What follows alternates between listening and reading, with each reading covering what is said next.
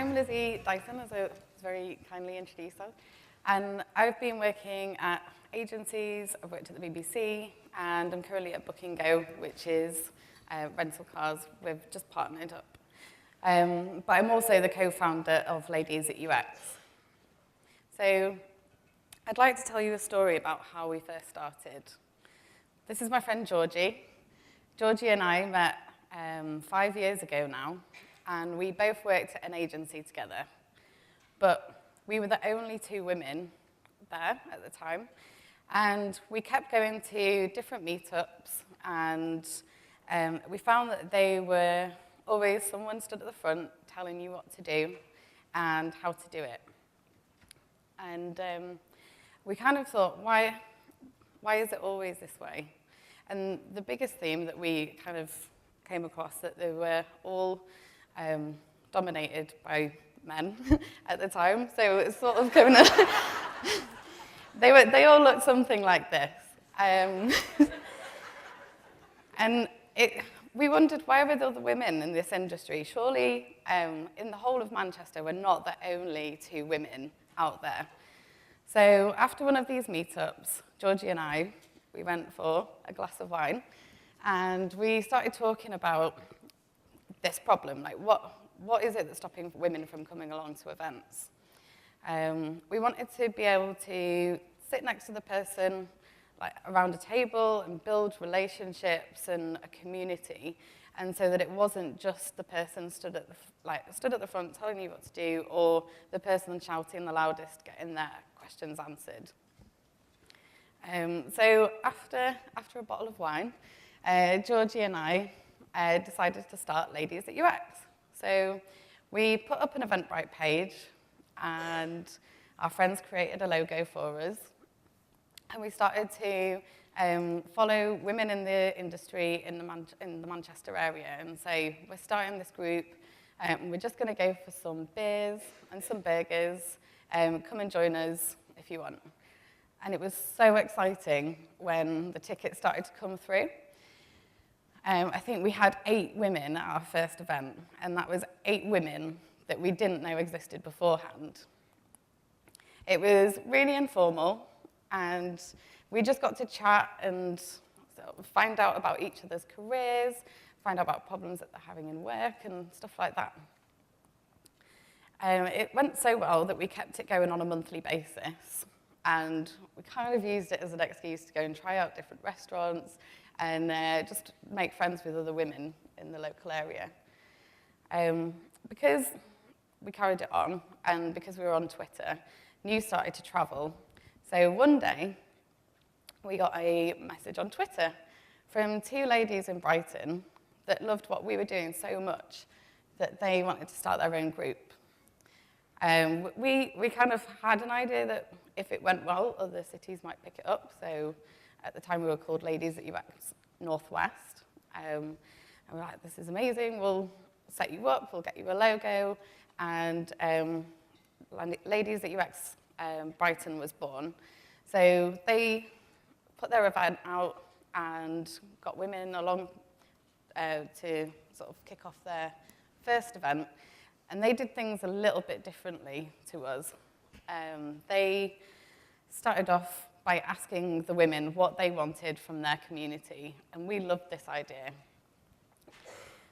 And now, because we were in Brighton and in Manchester, we were starting to have a bit more noise on Twitter, but still, like, Twitter's massive. For that message to travel, there's got to be something in it. 2 ladies from London then got in touch and asked if they could start up a group. And then Austin, Texas, and Melbourne. So we were definitely starting to grow. We felt like we were touching all corners of the globe, and women were meeting up and talking about things that they were learning and sharing their experience, which is great.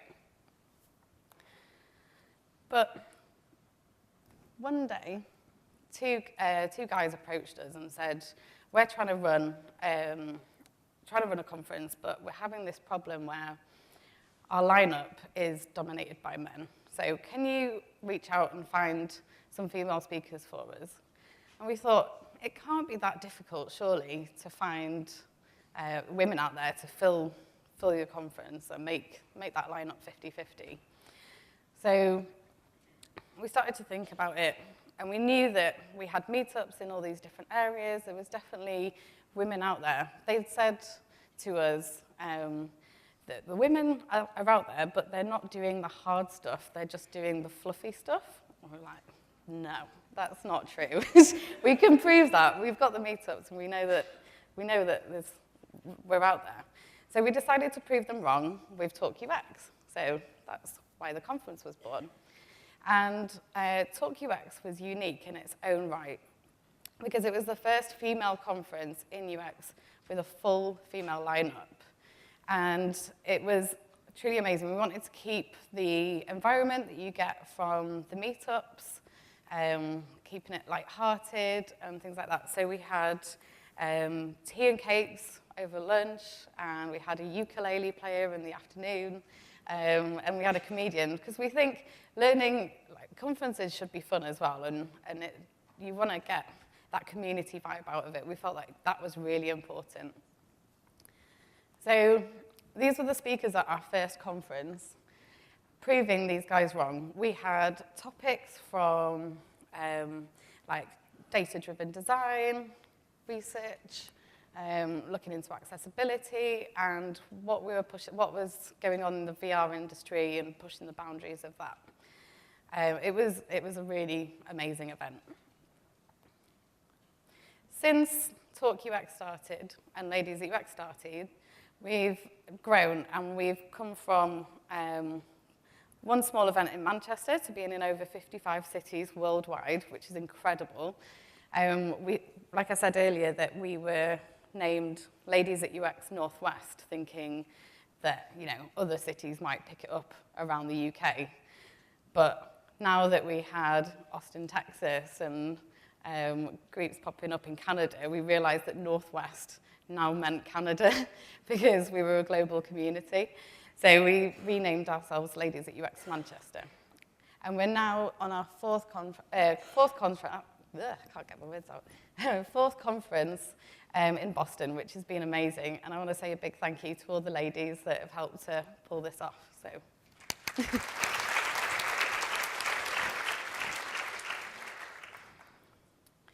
So one of the things that I think has helped us to become successful is the fact that going back to the women in Brighton and finding out what the women in that city wanted from their group. And we've always wanted it to be inclusive and sort of, I guess, serving our users' needs. So they stuck up Post-it notes saying, what do you want from Ladies at UX? And what don't you want from Ladies at UX? And all the attendees put up ideas and Post-it notes up on the wall.